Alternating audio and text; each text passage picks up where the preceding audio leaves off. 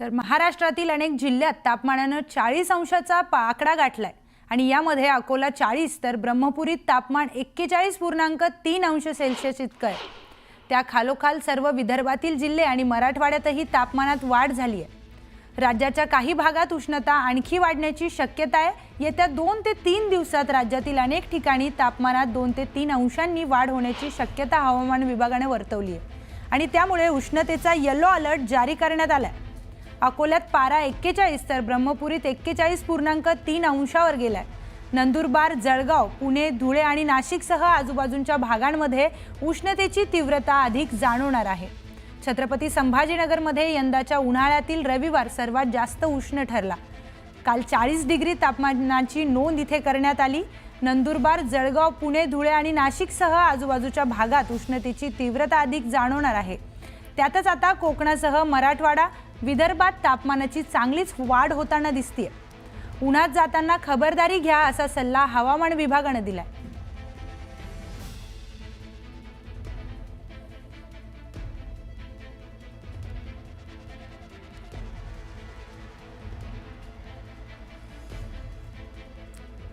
तर आपले प्रतिनिधी सिद्धार्थ गोदाम आपल्या सोबत जोडल्या गेलेले आहेत। सिद्धार्थ तिथे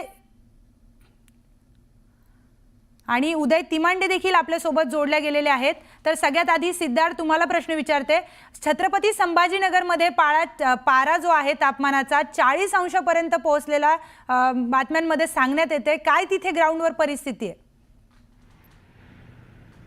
का निश्चितपणे 39-40च्या दरम्यान छत्रपती संभाजीनगरचं तापमान आहे। आता मी संभाजीनगरच्या अत्यंत वर्दळीच्या पुलावर उभा आहे। आपण बघू शकतो की रस्त्यावर जे आहे एका दुक्का वाहतूक आहे, फार मोठ्या प्रमाणात वर्दळ सुद्धा नाही आहे। नागरिक सुद्धा उन्हातून आपला बचाव करण्यासाठी 10 ते 11 वाजेपर्यंत आपले कामं करून निघून जातात। रस्त्यावर बऱ्यापैकी निर्मनुष्यता आहे, लोक रस्त्यावर येणं टाळतायत आणि महत्त्वाची गोष्ट म्हणजे तापमान वाढल्यामुळं बऱ्यापैकी तापाच्या आजारामध्ये सुद्धा वाढ झालेली आहे। आपण बघतोय रस्त्यावर टू व्हीलर फार कमी प्रमाणात असले तरी तोंडाला रुमाल बांधून किंवा काळा चष्मा घालून लोक उन्हाच्या बचावातून आपलं काम पूर्ण करून घराकडे जाण्याच्या गडबडीत आहेत। एकंदरीतच जे आरोग्य विभाग, महानगरपालिका असेल किंवा महानगरपालिकेचा आरोग्य विभाग असेल यांनी सूचना जारी केलेल्या आहेत। त्यानुसार नागरिकांनी म्हणजे रुमाल बांधणं आवश्यक आहे किंवा भरपूर पाणी पिणं आवश्यक आहे। आता मी सुद्धा काळा चष्मा घालून आणि रुमाल वापरतोय, कारण नुसत्या गरम झळ्या नाही तर डोळ्याला सुद्धा उन्हाचा त्रास होत आहे। त्यामुळे डोळे लाल होणे किंवा हा सुद्धा मोठ्या प्रमाणात प्रकार लोकांना जाणवायला लागलेला आहे। निश्चितपणे आणखी 2 ते 3 दिवसामध्ये 42-43 पर्यंत छत्रपती संभाजीनगरचं तापमान वाढण्याची शक्यता आहे। सगळ्या गोष्टींमध्ये नागरिकांनी स्वतःहून काळजी घेणं गरजेचं आहे। गरज पडली तरच उन्हामध्ये बाहेर जावं किंवा कानाला किंवा डोक्याला पांढरा रुमाल बांधावा, काळा चष्मा घाला, अशा पद्धतीच्या सूचना दिलेल्या आहेत। आणि महानगरपालिकेच्या दवाखान्यामध्ये सुद्धा लहान मुलांना तापांचे आजार, अति उन्हामुळं बऱ्यापैकी आजाराचे प्रमाण सुद्धा वाढलेलं आहे। त्यामुळे हे सगळं रोखता येत नाही, तापमान आपल्याला थांबवणं शक्य नाही। तर त्यामध्ये काय उपाययोजना करता येतील त्या उपाययोजना नागरिकांनी काटेकोरपणे करणं अत्यंत गरजेचं आहे। त्यामुळे आपला उन्हातून बचाव होईल। तर धन्यवाद सिद्धार्थ, तुम्ही असेच आमच्यासोबत अपडेट देत राहा। तर उदय तिमांडेकडे आपण जातोय, तिकडे उष्णतेचा येलो अलर्ट जारी करण्यात आला आणि त्या भागात जर बघितलं तर अकोला आणि ब्रह्मपुरी 41 तर 41.3 अंशावर तापमान गेलंय। काय तिथली अधिकची माहिती आहे?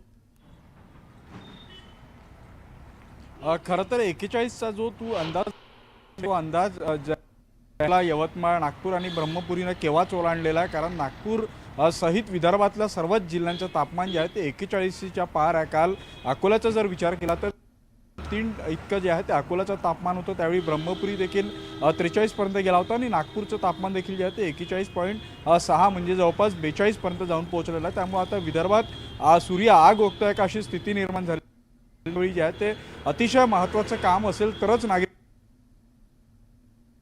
दुपारी साधारण 12 ते 4च्या दरम्यान घराच्या बाहेर पडत नाही। मी सध्या ज्या रोडला उभा आहे या रोडला मोठी वर्दळ जी आहे ती नागरिकांची असतं, कारण या परिसरामध्ये शाळा असतील किंवा बाजारपेठा असतील त्या आहेत। मात्र सध्या हा रोड आपण पाहतोय की अतिशय तुरळक वाहतूक जी आहे ती या रोडवर आता होते। याच्यावरून लक्षात येईल की सध्या नागपूरमध्ये जी आहे ती उष्णता किती आहे। त्यामुळे इथून पुढले 3 महिने म्हणजे एप्रिल, मे आणि जून या 3 महिन्यामध्ये नागपूरकरांची ओळख काय असेल तर गळ्यामध्ये दुपट्टा, हातामध्ये पाण्याची बॉटल आणि डोळ्यावर गॉगल, कारण या 42-43 डिग्रीमध्ये जर बाहेर निघायचं असेल तर या गोष्टींचा सहारा घेण्याशिवाय पर्याय नाही. मात्र यापेक्षा महत्त्वाचं हे आहे की पुढचे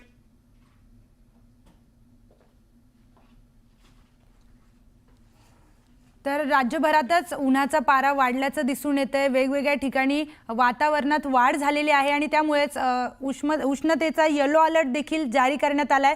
तर दोन्ही प्रतिनिधींचे इथे धन्यवाद मानते. वळूया आपण पुढच्या बातमीकडे.